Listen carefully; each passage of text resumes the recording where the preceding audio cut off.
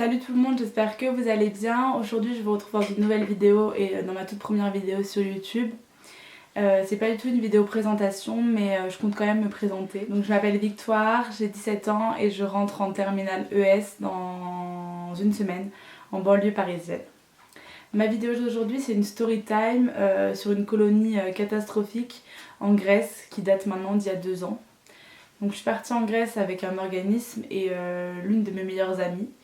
Et le voyage ne s'est pas passé comme prévu. Je vais vous raconter tout ça. Alors malgré ça, j'en garde d'excellents souvenirs. C'était vraiment une colo géniale parce que du coup on rigolait plus. On a beaucoup rigolé de cette organisation. Ensuite on a vu de magnifiques paysages, enfin la Grèce quoi, normal. Aussi j'ai fait de très belles rencontres. J'essaierai de vous incruster là ou là, on verra de quoi je suis capable au montage, des vidéos de mon séjour parce que c'était vraiment, c'était top et j'en garde que des bons souvenirs. Mais quand on repense à l'organisation, on se dit quand même que ça aurait pu être mieux.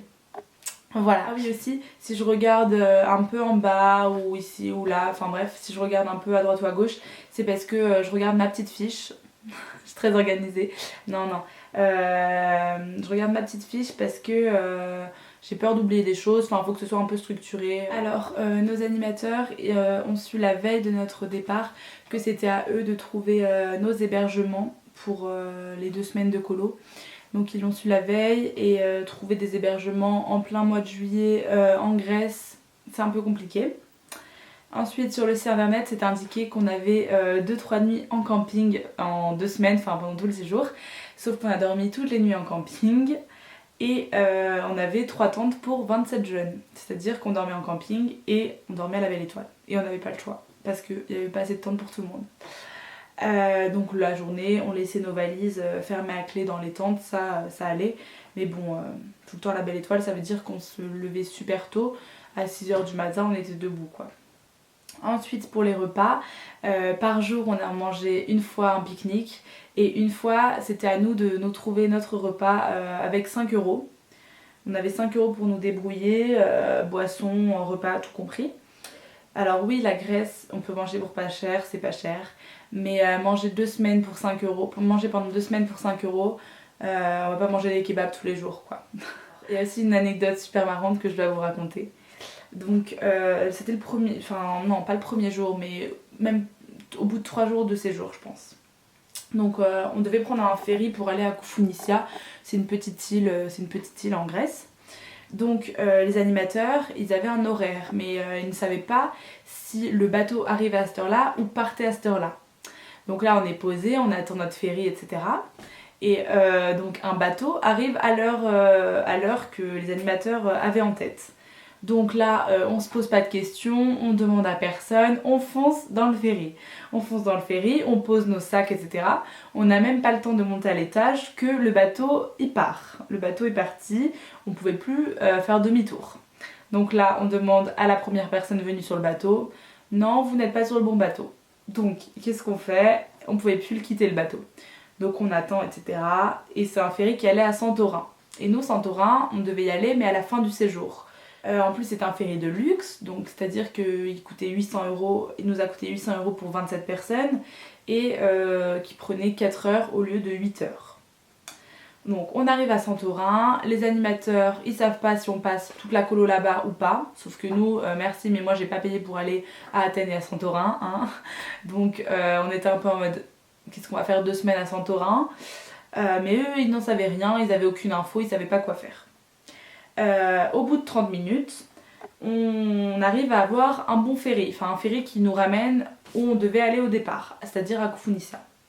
Donc on arrive à Koufounisia, on y arrive à 17 h au lieu de midi. On n'avait toujours pas mangé le repas de midi, ça commençait à être un peu long quoi, parce qu'on avait passé du coup des heures dans le ferry, c'était un peu pénible. Donc à Koufounisia, on n'avait pas d'hébergement. Quand je raconte ça, vraiment, ça paraît incroyable. On n'avait pas d'hébergement, on devait dormir sur la plage. Sauf que les animateurs, ils voulaient quand même qu'on ait 2 chambres pour se doucher, pour poser nos valises, pour se rincer, etc. Et pour dormir sur la plage sans avoir de bagages avec nous. Donc on va voir un hôtel, donc c'était même pas un hôtel 3 étoiles. Je sais pas si j'arriverai à vous mettre des images là, c'était vraiment un hôtel... enfin un hôtel quoi, c'était pas le grand luxe. Donc on arrive devant cet hôtel, les animateurs qui parlaient pas très bien anglais essaient de se débrouiller, on lui explique un peu notre situation, etc.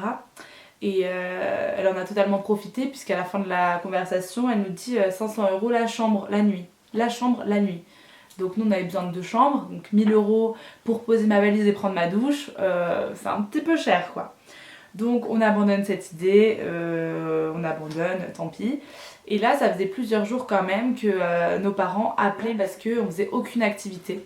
Vraiment on n'avait rien d'organisé, aucune activité payante, enfin vraiment on faisait rien de payant. Alors que la colo c'était quand même cher, je crois qu'on avait payé 1007 la colo. Donc pour faire aucune activité c'est un peu cher.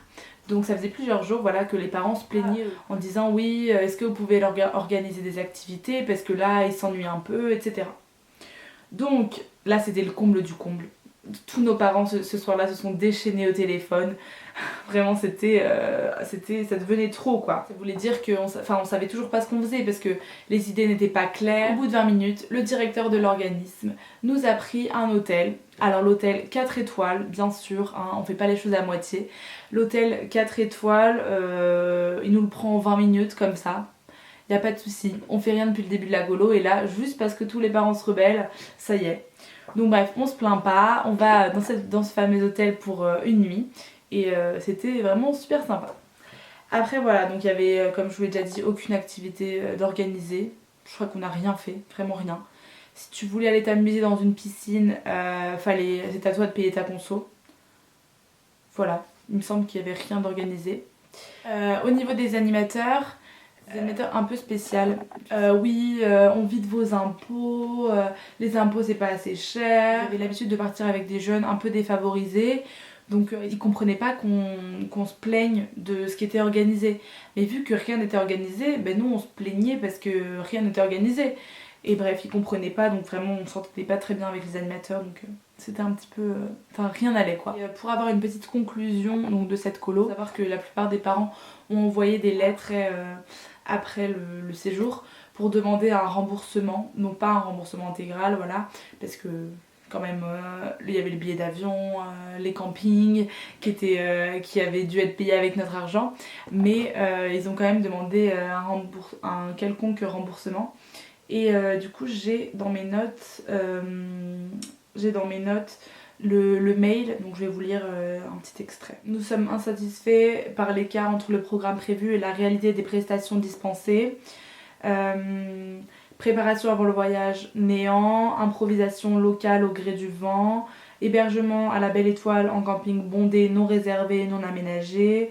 Repas, donc service minimum, 5 € distribués. Encadrement inadapté aux activités nautiques. Le programme prévoit des baignades. Les animateurs n'ont pas le diplôme requis. On demandait un remboursement de 1100 €. Et voilà, du coup on demandait un remboursement. On avait fait les calculs avec le prix du billet, le prix des ferries, le prix des activités, de l'encadrement et des repas. Et finalement, on a été remboursé. On n'a pas été remboursé. On a eu un avoir auprès de cet organisme de 100 €. Du coup voilà, c'est la fin de ma vidéo, j'espère qu'elle vous a plu. Encore une fois, je me plains pas du tout de cette colo, franchement on a vraiment bien rigolé.